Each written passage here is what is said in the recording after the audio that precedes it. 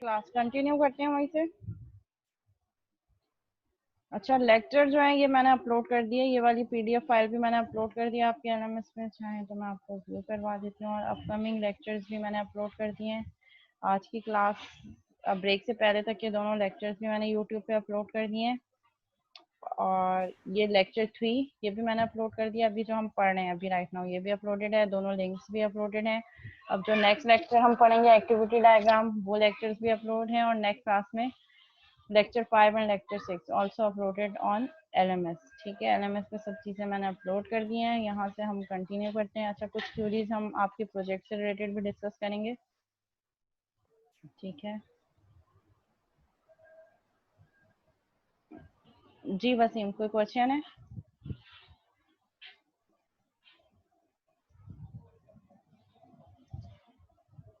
जी वसीम,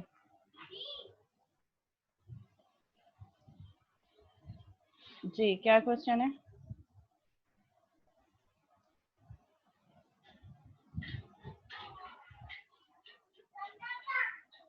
आपको मैंने म्यूट नहीं किया हुआ, आपका माइक ऑन है।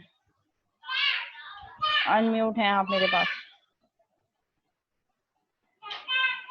अपने पास से आप म्यूट होंगे शायद, वो देख लें। मैं मेरे पास म्यूट नहीं है, आप अनम्यूट शो नहीं।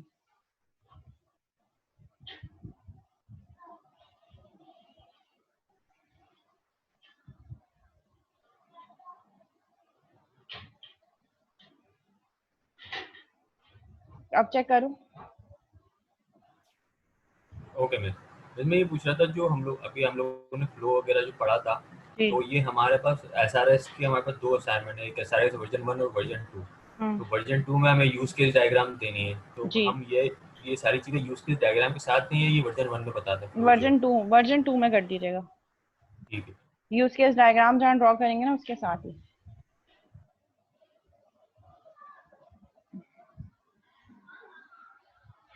ठीक है, ये हम देख चुके थे। आई गेस हम लास्ट की स्लाइड्स पे थे, इसको कंप्लीट करके फिर हम एक्टिविटी डायग्राम स्टार्ट करते हैं। ठीक है, रिटेल एक और यूज केस डायग्राम की एग्जांपल है यहाँ पे। Retail system will interact with customers. एक रिटेल सिस्टम के यूज केस डायग्राम डिजाइन करने जा रहे हैं जो कि कस्टमर से इंटरेक्ट करेगा, and customer can place and track orders. In turn the system will ship orders. जब ऑर्डर प्लेस हो जाएगा और ट्रैक होगा तो सिस्टम क्या करेगा, आपके ऑर्डर को शिप करेगा और कस्टमर बिल पे करेगा। You can model the behavior of such a system by declaring this behavior as use cases. तो जो मेन टास्क है सिस्टम के, main functionality, place order, track order, ship order और bill customer, ये use cases होंगे। Common behaviour can be factored out, validate customer.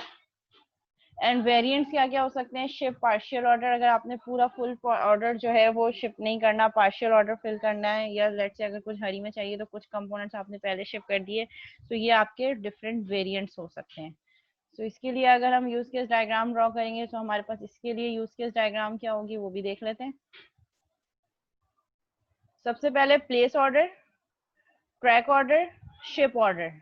ठीक है, place order में हमारे पास इंक्लूड की रिलेशनशिप है which is validate customer. Order place करने के लिए customer should be validated customer.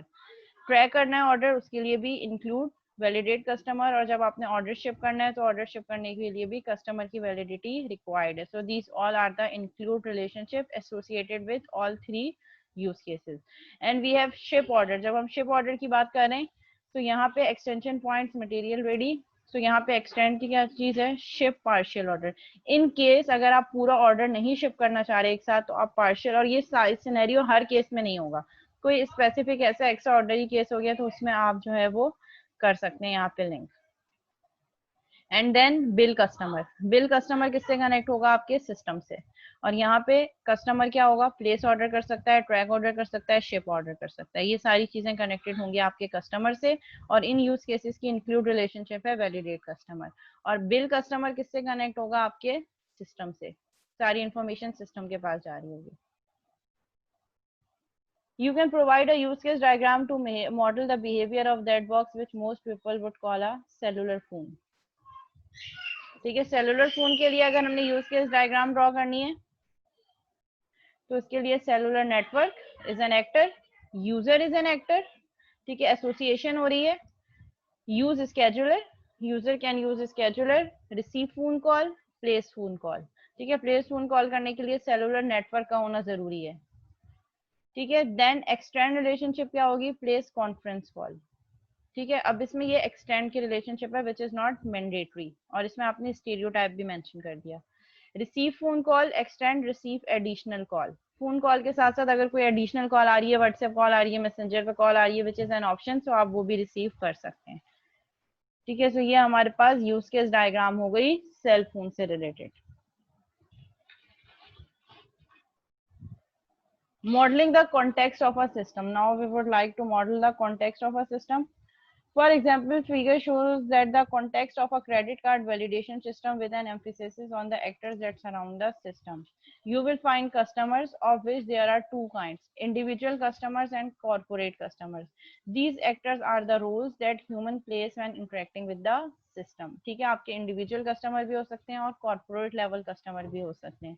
So we have to understand the context of a system कि हम किस context में बात कर रहे हैं. In this context, there are also actors that represent other institutions, such as retail institution, with which a customer performs a card transactions to buy an item or a service, and sponsoring financial institutions, which serves as the clearing house for the credit card account. So इस context में हमारे पास और customers भी involve हो सकते हैं. So suppose we have customers, generalization हमने की individual customer, corporate level customer. Now और हमारे पास क्या हो सकता है, customer can perform card transaction, card की ट्रांजेक्शन परफॉर्म कर सकते हैं customer, process customer bill, reconcile transactions and manage customer account. और फिर you have another account as well, another actors as well, retail institution and sponsoring financial institutions. Sponsoring financial institutions can process customer bill. जाहिर है अब customer जो है वो जिस institution से बिलोंग कर रहा है, जहाँ जिस कार्ड, जैसे अगर एचबीएल का कार्ड है वहां से ट्रांजेक्शन कर रहा है, तो वो उसमें आपका फाइनेंशियल जो इंस्टीट्यूशन है जो सर्विसेज प्रोवाइड कर रहा है वो भी इन्वॉल्व होगा। और कस्टमर अकाउंट, लेट से अगर मैं अपना एड्रेस चेंज करना चाह रही हूँ अकाउंट नंबर पे, ठीक है, मेरा एड्रेस चेंज हुआ है तो मैं चाह रही हूँ कि ये चीज़ मेरी बैंक में भी अपडेटेड हो जाए, तो कस्टमर अपडेट करेगा अपना अकाउंट और वो इन्फॉर्मेशन आपके बैंक में भी जाके अपडेट हो जाएगी। Then retail institution perform card transaction, आपने कार्ड ट्रांजेक्शन किए तो जो लोग आपको ट्रांजेक्शन की फंक्शनलिटी दे रहे हैं वो रिटेल में आएंगे। एंड प्रोसेस कस्टमर बिल, और वो जो कस्टमर बिल है जहाँ पे आपने कार्ड की ट्रांजेक्शन परफॉर्म करनी है, लेट से मैं नाहिद गई या मैं उसके अलावा चीज गई, वहाँ पे मैंने ट्रांजेक्शन परफॉर्म करनी है, तो वहाँ का retail institution is also an actor, जहाँ पे मैं कार्ड की ट्रांजेक्शन परफॉर्म करूंगी, इनकी मशीन में अपना कार्ड एंटर करूंगी, वो फिर अमाउंट एंटर होगा और फिर उसके बाद पिन एंटर करने के बाद मेरी ट्रांजेक्शन होगी और मेरा बिल जो है वो प्रोसेस हो जाएगा और मुझे स्लिप वो फॉरवर्ड कर देंगे। तो ये एक पूरा सिनेरियो होगा जब मैंने कार्ड से ट्रांजेक्शन करनी है। So customer transaction use cases, system boundary and outside the system boundary are actors. Modeling the requirement of a system. A requirement is a design feature, property or behavior of a system in a contract established between those things that lie outside the systems and the system itself, which declare what you expect that system should do. आप ये determine कर सकते हैं कि आपका system क्या activity perform करेगा।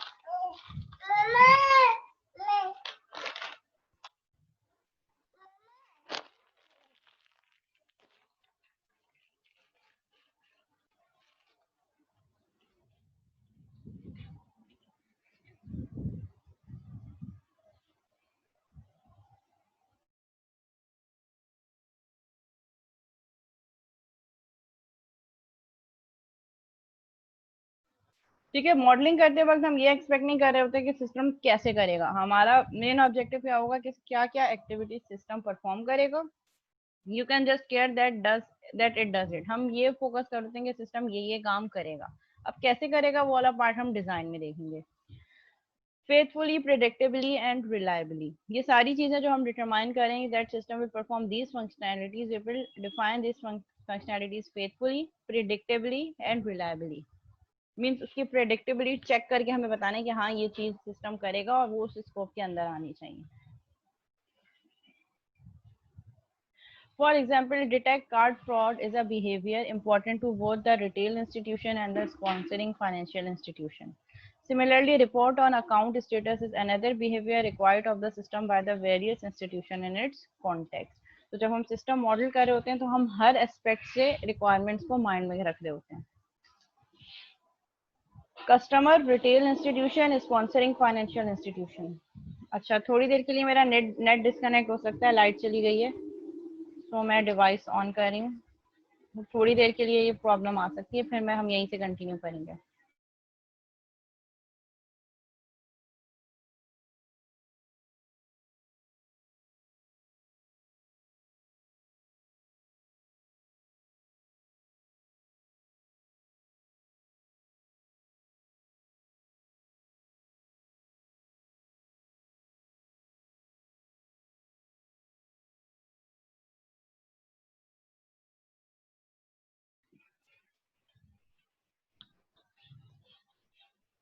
ठीक है, वही फर्दर जो हमने अभी एग्जांपल देखी थी उसी को फर्दर एक्सटेंड किया है। Customer retail institution sponsoring financial institution credit card validation system है, perform card transaction, process customer bill, reconcile transactions, manage customer account, report on account status, अगर आपको रिपोर्ट भी चाहिए कि अकाउंट का क्या स्टेटस है, क्या क्या ट्रांजेक्शन हुई हैं, डिटेक्ट कार्ड फ्रॉड, अगर कोई फ्रॉड वगैरह हुआ है तो उसको डिटेक्ट करने के लिए क्या मैकेनिज्म यूज होना चाहिए, एंड मैनेज नेटवर्क आउटेज। ठीक है, तो आप फर्दर और चीजें जो आपको लग रहा है इंपॉर्टेंट है, आप वो और चीजें भी यहाँ पे लिस्ट डाउन कर सकते हैं। सो ये हमारे पास ये यूज केसेस का डायग्राम का टॉपिक यहाँ पे कंप्लीट हो गया।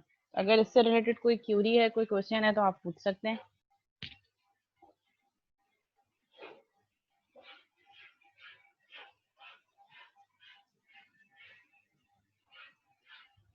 जी क्लास, कोई क्यूरी है, कोई सवाल है, या मैं नेक्स्ट टॉपिक स्टार्ट कर दूं?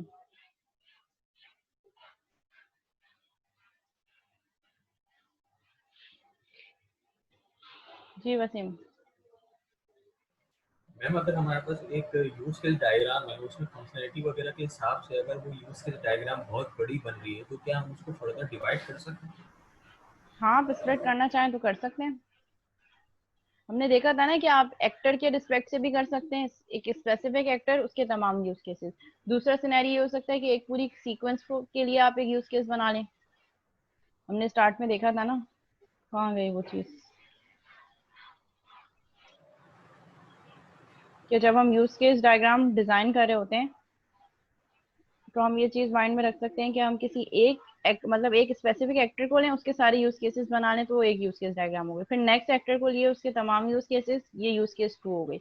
आप इस तरीके से भी कर सकते हैं, और आप ऐसे भी बना सकते हैं कि आप जो है एक कंप्लीट आइट्रेशन है, लेट से लॉग इन किया रजिस्ट्रेशन की, तो उसमें जो जो एक्टर्स इन्वॉल्व हैं वो और यूज केसेस बना के एक यूज केस बना लें, फिर नेक्स्ट ट्रांजेक्शन के लिए नेक्स्ट यूज केस।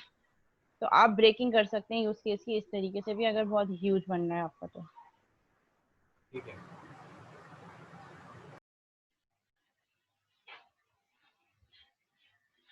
जी क्लास, और कोई और फर्दर क्वेश्चन?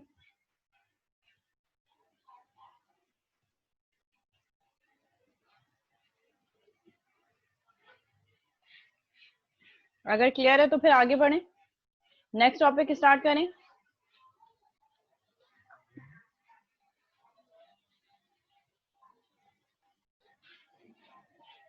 ओके,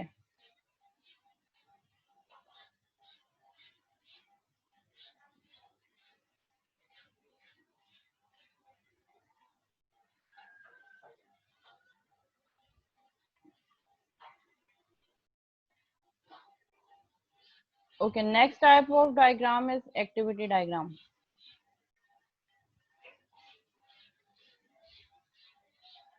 ठीक है, एक्टिविटी डायग्राम में हम देखते हैं कि इसके सिंबल्स क्या हैं, किस तरीके से हम एक्टिविटी डायग्राम डिजाइन कर सकते हैं। ठीक है, ये भी हमारे पास डायनेमिक यूएमएल की डायनेमिक कैटेगरी के अंदर आती है हमारी activity diagram. Activity diagram is like flow diagram, work flow diagram. जिस तरह हम फ्लो चार्ट बनाते हैं किसी भी प्रोग्राम को करने से पहले, इसी तरह एक्टिविटी डायग्राम भी हमारी जो फंक्शनैलिटी है उसको एज एन एक्टिविटी शो करवा रही होती है। आई होप ये स्क्रीन शेयर हो रही होगी आप लोगों के पास। They are flowcharts that are used to show the workflow of a system. They are like flowchart diagram, जैसे हम flowchart बना रहे होते हैं जिसमें हम सारी flow of activities बता रहे होते हैं और उसकी बेसिस पे पूरी सीक्वेंस बता रहे होते हैं कि how an interaction can be perform. तो यहाँ पे एक्टिविटी डायग्राम में भी हम यही चीज कर रहे होते हैं। यहाँ पे हम क्या कर रहे होते हैं कि सिस्टम की फंक्शनैलिटी को as a work flow determine कर रहे होते हैं। ठीक है, और एक्टिविटी टू एक्टिविटी मूव करेंगे कि ट्रांजिशन कैसे होती है, एक एक्टिविटी कंप्लीट हुई उसके बाद नेक्स्ट एक्टिविटी कैसे इनिशिएट होगी, और कौन सी एक्टिविटीज ऐसे हैं जो पैरेलल में परफॉर्म हो सकती हैं, और क्या कोई अल्टरनेटिव सॉल्यूशन है। एंड वी कैन यूज हम यहाँ पे डिसीजन स्टेटमेंट भी बता सकते हैं, ऐसा सिनेरियो जहाँ पे हमारे पास जो है वो कोई ऐसे कंस्ट्रेंट्स आ रहे हैं कि या तो ये इफ एल्स वाला ये डिसीजन बॉक्स, तो वो भी हम एक्टिविटी डायग्राम में शो कर सकते हैं। एक्टिविटी डायग्राम्स में क्या क्या चीजें होती हैं हमारे पास, एक्टिविटीज इटसेल्फ, जो मेन टास्क हैं जो परफॉर्म होंगे, ट्रांजिशंस एरो लाइंस होती हैं जो हमारी एक एक्टिविटी से दूसरी एक्टिविटी तक जाने के लिए हमें ट्रांजिशन बता रही होती हैं, डिसीजन पॉइंट्स, जो कोई ऑल्टरनेटिव पाथ्स आ रहे हो वो डिसीजन पॉइंट्स हम बता सकते हैं। And we can create synchronization bars as well.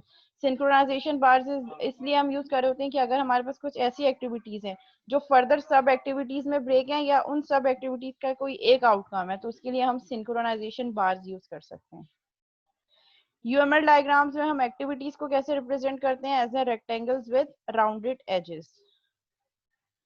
ठीक है, activities are represented as rectangle with rounded edges. Then we have transition एक एक्टिविटी से दूसरी एक्टिविटी की जाने के लिए एरो लाइंस, डिसीजन के लिए आपके पास ये डायमंड बॉक्स यूज होता है, एंड सिंक्रोनाइजेशन बार के लिए ये लाइंस यूज होती हैं, सॉलिड फिल लाइंस।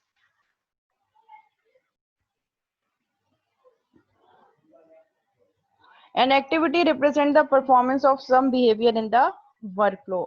जो वर्कफ्लो आप एक्टिविटी डायग्राम में शो करवाना चाह रहे हैं उसके लिए एक्टिविटी को आप कैसे रिप्रेजेंट कर रहे होते हैं, जो मेन टास्क होगा। लेट्स से जैसे हमने अभी एक एग्जांपल देखी थी एससीओ वाली एग्जांपल, जिसमें जो है वो स्टूडेंट, प्रोफेसर और रजिस्ट्रार एक्टर्स थे। तो यहाँ पे हमारे पास हमने जो मेन एक्टिविटीज है उनको एक्टिविटी डायग्राम के इस तरीके से रेक्टेंगल जो कि राउंडेड सर्कल से रिप्रेजेंट किया है। Create curriculum, create catalogue, and then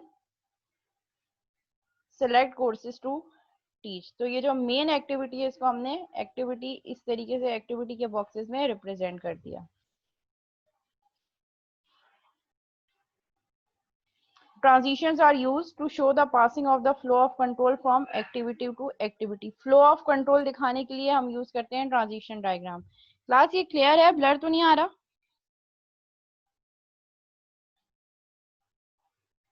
ये image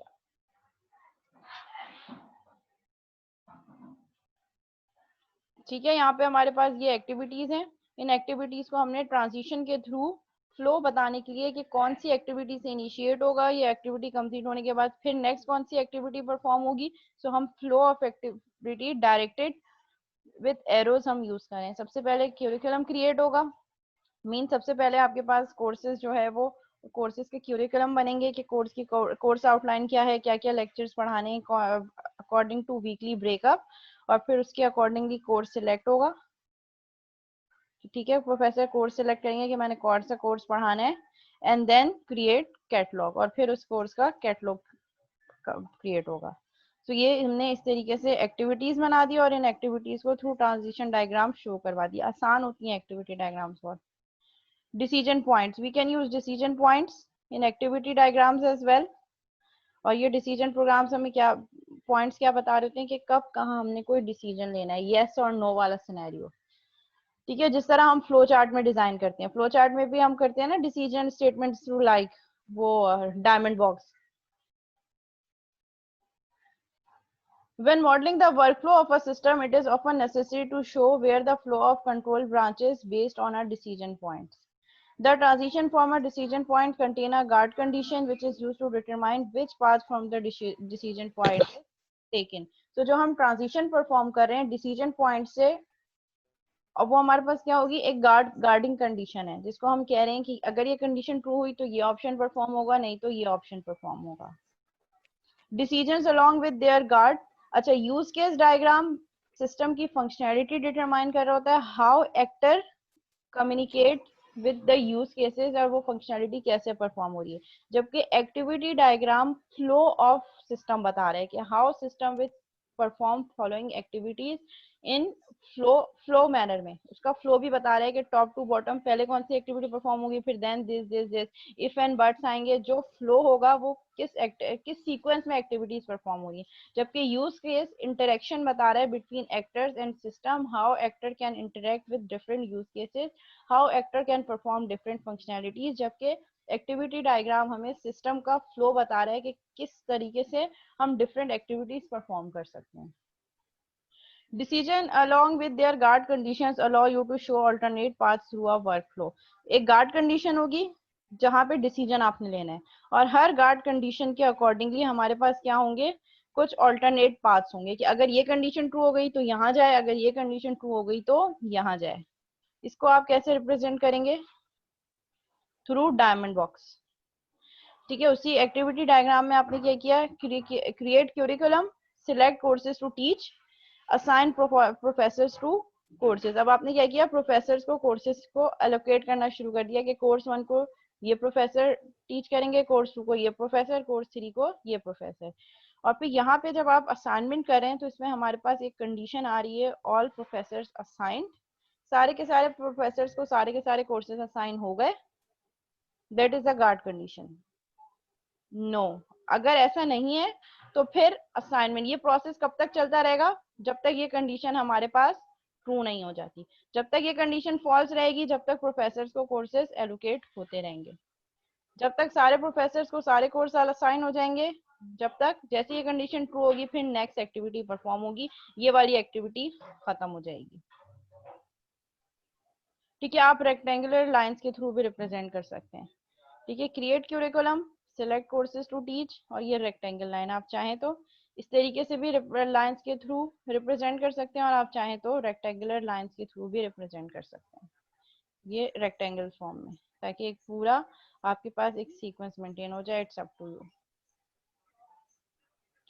synchronisation bars, synchronization bars हमें क्या बता रहे होंगे, बहुत सारी एक्टिविटीज ऐसे होंगी जो पैरेलल में चल रही होंगी। ठीक है, एक एक्टिविटी एक टास्क परफॉर्म होने के बाद उस एक्टिविटी से बहुत सारी चीजें ऐसी होंगी जो पैरेलल में चल रही होंगी। सो उन पैरेलल एक्टिविटीज को शो करने के लिए we use synchronization bars here. A synchronization bar allows you to specify what activities may be done concurrently. कौन सी एक्टिविटीज ऐसी हैं जो पैरेलल में एक साथ रन हो रही होंगी। Synchronization bars are also used to show joins in the workflow. That is, what activities must complete before processing may continue. ये भी आपको बताने के लिए सिंक्रोनाइजेशन बार्स यूज हो रहे हैं कि जब तक ये एक्टिविटी परफॉर्म नहीं होगी हम आगे नहीं जा सकते। That said, a synchronization bar may have many incoming transitions and one outgoing transition. ऐसे भी हो सकता है कि a synchronization bar जो है उसमें बहुत सारी ट्रांजेक्शंस एक साथ आ रही हैं, क्योंकि हम पैरेलल की बात कर रहे हैं, और उसका रिजल्ट एक आ रहा हो। और ऐसा भी हो सकता है कि वन इनकमिंग ट्रांजिशन में have many outgoing transitions. These are the synchronization bars. ये हमारे पास सिंक्रोनाइजेशन बार्स हैं। अब सिंक्रोनाइजेशन बार्स, ऊपर वाली डायग्राम तो वही है, असाइन प्रोफेसर, सारे प्रोफेसर को कोर्सेज असाइन हो गए, यस। तो फिर क्या करो, कैटलॉग मेंटेन कर दो। ठीक है, इसके जिसमें स्केजुलिंग वगैरह सब चीजें होंगी कि कौन सा कोर्स, जैसे एक कोर्स की डिफरेंट आईडीज हैं तो कौन सी आईडी कौन से प्रोफेसर पढ़ा रहे हैं, कोर्स आउटलाइन क्या है, क्लास किस दिन होगी, वो सारा चीजें, ये एक एक्टिविटी है जिसमें कैटलॉग मेंटेन हो रहा होगा।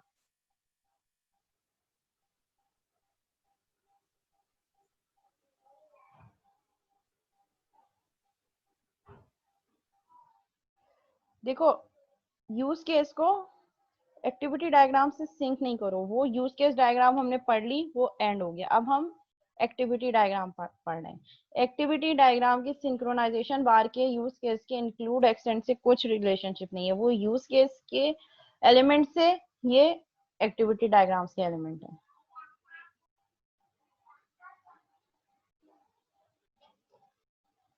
अच्छा जी, और क्या क्वेश्चन था।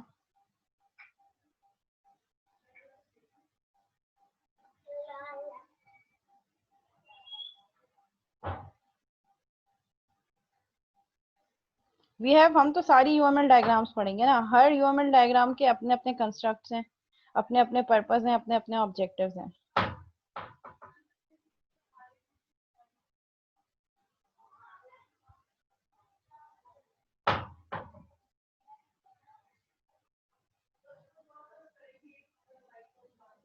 ठीक है, तो सिंक्रोनाइजेशन बार हमें क्या बता रहे थे, मैं एक दफा रिपीट कर देती हूँ।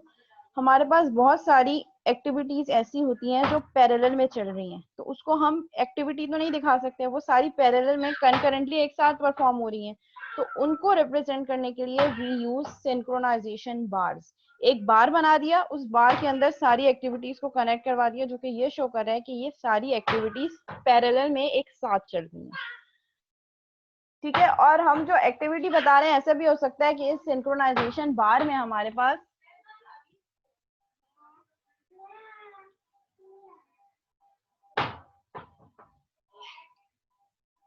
जी एग्जैक्टली एक एक्टिविटी खत्म होने पे उसका जो आउटकम है, उस आउटकम की बेसिस पे बहुत सारी एक्टिविटीज फर्दर परफॉर्म हो रही हैं। ठीक है, और ये क्या है, कह रहे हैं कि सिंक्रोनाइजेशन बार में have many incoming transactions and one outgoing transition. ऐसा भी हो सकता है कि सिंक्रोनाइजेशन बार से पहले हमारे पास इस बार में बहुत सारी इनकमिंग ट्रांजिशन आ सके, एक से ज्यादा, और उसका जो आउटपुट हो वो एक हो। और ऐसा भी हो सकता है कि एक इनकमिंग ट्रांजिशन का बहुत सारे आउटगोइंग ट्रांजिशन हो। इसको हम एग्जाम्पल से देखते हैं, ये डायग्राम। ठीक है, इसमें वी हैव क्रिएट, ये वाली तो डायग्राम जो अभी हमने पहले डिस्कस की थी वहां तक सेम है डिसीजन तक। अब डिसीजन के बाद देखते हैं कि क्या हो रहा है। सारे प्रोफेसर को कोर्सेज अगर एलोकेट हो गए, नहीं तो ये एक्टिविटी परफॉर्म होती रहेगी। जैसे ही सारे प्रोफेसर को कोर्सेज असाइन हो गए, yes now create catalogue. Catalogue में क्या होगा, कौन कौन से कोर्सेज ऑफर हुए, हर कोर्स की कितनी आईडीज बनी है। जैसे हमारे पास एक टाइम टेबल आता है सेमेस्टर स्टार्ट होने से पहले, कौन से कोर्स आईडी को कौन से टीचर पढ़ा रहे हैं, किस टाइमिंग पे है, किस ये चीज क्रिएट कैटलॉग। कैटलॉग क्रिएट हो गई, उसके बाद अब नेक्स्ट चीज क्या होगी, ये सिंक्रोनाइजेशन बार। इसका इनकमिंग एक्टिविटी एक ही है जो हमने अभी यहाँ पढ़ी थी, और one incoming transaction and many outgoing transition. ऐसे भी हो सकता है कि सिंक्रोनाइजेशन बार में एक इनकमिंग ट्रांजेक्शन हो और इससे आउटगोइंग बहुत ज्यादा ट्रांजिशन हो। जैसे अभी हम ये देखेंगे, एक इनकमिंग ट्रांजिशन आई, कैटलॉग क्रिएट हुआ, उसके बाद दो एक्टिविटीज परफॉर्म हो गई। एक तो ये हो गई place catalogue in big store, ठीक है, आप कैंटीन में रख दें, आप नोटिस बोर्ड पे लगा दें, या आप स्टूडेंट्स को मेल कर दें। थर्ड एक मैंने और बना दी कि नोटिस बोर्ड पे लगा दें। तो एक ही एक्टिविटी जब सिंक्रोनाइजेशन बार में गई तो उसके साथ पैरेलल में ये तीन एक्टिविटीज परफॉर्म हो रही हैं। कि ये जो हमने कैटलॉग जनरेट किया था, ये कैटलॉग बुक स्टोर में भी रखवा दें ताकि स्टूडेंट वहां से कलेक्ट कर सके। जैसे आपके लैब मैनुअल्स होते हैं, वो हम आपको ईमेल भी कर रहे होते हैं, आपके लैब असिस्टेंट, और आपकी स्टेशनरी बुक स्टोर में भी होता है जहाँ से आप उसको परचेज कर सकते हैं। So place catalog in bookstore, mail catalog to students, and further यहाँ पे एक और भी मैंने अभी अभी मेरे माइंड में आई कि आप नोटिस बोर्ड पे प्लेस कर दें। तीन एक्टिविटीज हो गई, इनकमिंग एक ही है, और इस सिंक्रोनाइजेशन बार में हमने पैरेलल में तीन फर्दर और एक्टिविटीज दिखा दी। ठीक है, इसके बाद फिर हमने एक और सिंक्रोनाइजेशन बार ऐड किया कि इन दोनों एक्टिविटीज के कनेक्शन एक और सिंक्रोनाइजेशन है, and then open registration. Now registration को ओपन कर दें। जब आप पूछ रहे होते हैं ना कि ये वाली आईडी कौन से टीचर पढ़ा रहा है, ये वाली आईडी कौन सी टीचर पढ़ा रहा है, तो ये एक ही एक्टिविटी है जो इन दोनों या तीनों एक्टिविटीज परफॉर्म होने के बाद कंडक्ट होगी। तो ये हमारा फर्स्ट वाला पार्ट है।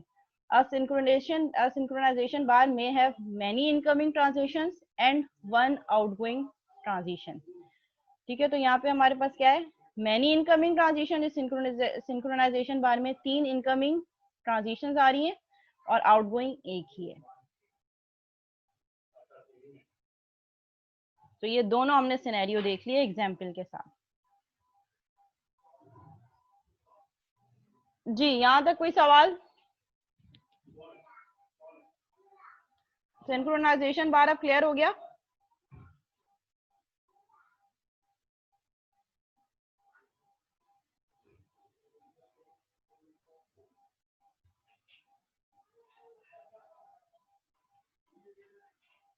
जी क्लास सबको क्लियर है?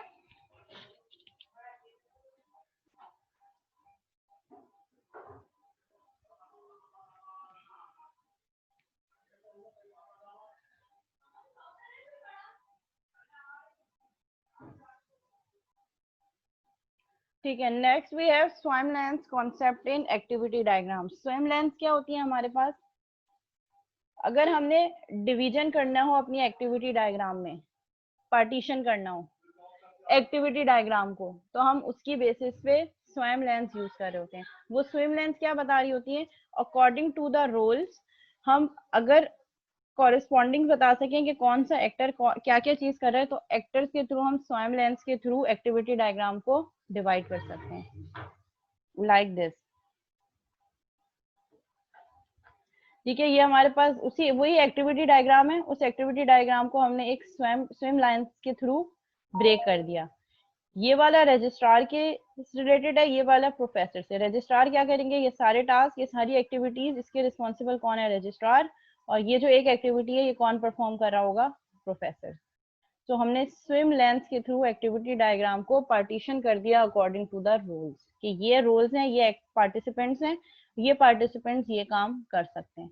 तो अगर आप इस तरीके से अपनी एक्टिविटी डायग्राम को और मीनिंगफुल बनाना चाह रहे हैं कि कौन सी एक्टिविटी, कौन सा रोल, कौन सा यूजर, कौन सा एक्टर परफॉर्म कर रहा है, तो हम यहाँ पे उन रोल्स को इस तरीके से यहाँ मेंशन करें और एक्टिविटी डायग्राम्स को एक लाइन के थ्रू ब्रेक कर दें।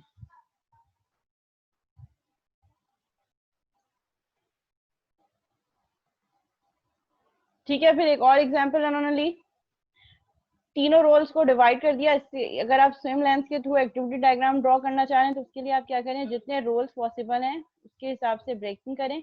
Customer, sales and warehouse. ठीक है, ये सारे तीनों आपके क्या हैं, ये स्विम लेन है। And then these are the activities. Customer will request product. ठीक है, ये कहाँ जाएगा, सिंक्रोनाइजेशन बार में। सिंक्रोनाइजेशन बार क्या करेगा, प्रोसेस कर देगा ऑर्डर, और ये कहाँ जाएगा, सेल्स वालों के पास।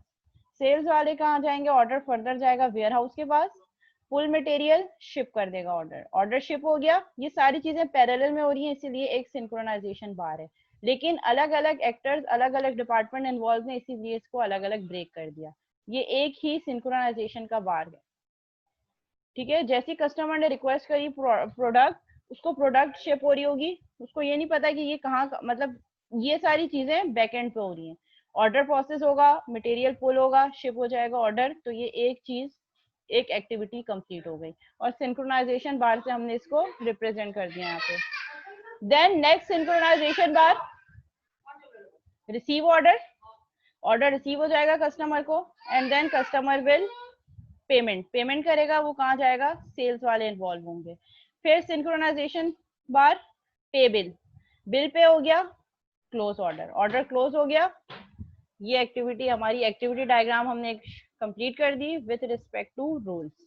तो हमारी एक्टिविटी डायग्राम और मीनिंगफुल हो गई। इनिशियल एंड फाइनल एक्टिविटीज, आप इनिशियल एंड फाइनल एक्टिविटीज के सिंबल भी ऐड कर सकते हैं अपनी एक्टिविटी डायग्राम में। The starting activity is shown using a solid fill circle.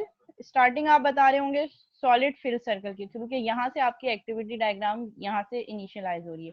और एंड इसको कैसे करेंगे, बुल आई वाले सिंबल से, ये वाला सिंबल, यहाँ पे जाके हमारी एक्टिविटी डायग्राम एंड हो गई। तो अगर आप चाहें तो आप स्टार्टिंग एंड जो है वो एंडिंग फाइनल एक्टिविटीज भी डिटरमाइन कर सकते हैं। There is one starting activity for the workflow and there may be more than one ending activity, one for each alternate flow in the workflow. Starting activity एक ही होगी usually, जहां से आपकी activity start होगी, और एंडिंग एक से ज्यादा भी हो सकती हैं, डिपेंडिंग कि अगर आपके पास ज्यादा ऑल्टरनेटिव सॉल्यूशंस हैं। इस सिनेरियो में नहीं है, लेकिन बहुत सारे सिनेरियो ऐसे होंगे जहाँ पे इफ एंड बट्स बहुत ज्यादा होंगे, ऑल्टरनेटिव फ्लोज होंगे, डिसीजनल स्टेटमेंट्स होंगे, अगर ये हो तो ये करो, ये हो तो ये हो, तो वहां पे you can have multiple closing entries. ठीक है, ये वाली जो हमने देखी थी फर्स्ट एग्जांपल, जिसकी हमने यूज केसेस डायग्राम भी इंप्लीमेंट की थी, उसी केस स्टडी को फर्दर आगे हम लेकर गए, इसकी एक्टिविटी डायग्राम बनाई और इसको यहाँ पे क्लोज कर दिया कि ये एक्टिविटी यहाँ पे एंड हो गई। जी क्लास, इससे रिलेटेड कोई क्वेश्चन है? इसको अभी हम फर्दर, एक स्लाइड और भी है, इसको थोड़ा सा और डिटेल में देखेंगे हम, उसके बाद आपका क्विज भी होगा।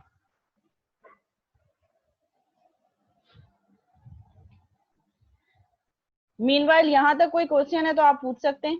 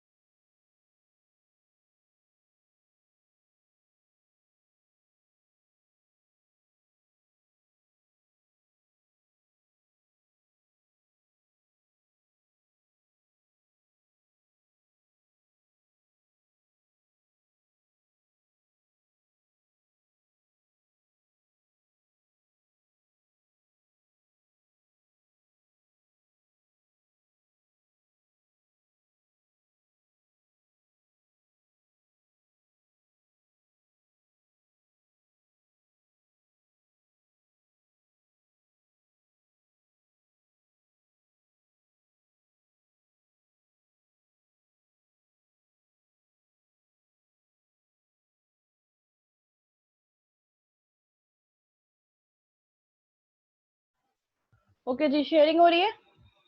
We have just 9 slides. एक और एग्जांपल है एक्टिविटी डायग्राम के थ्रू जो हम मैप करके दिखा रहे हैं, उसको एक दफा देख लेते हैं ताकि एक्टिविटी डायग्राम और बेटर क्लियर हो जाए।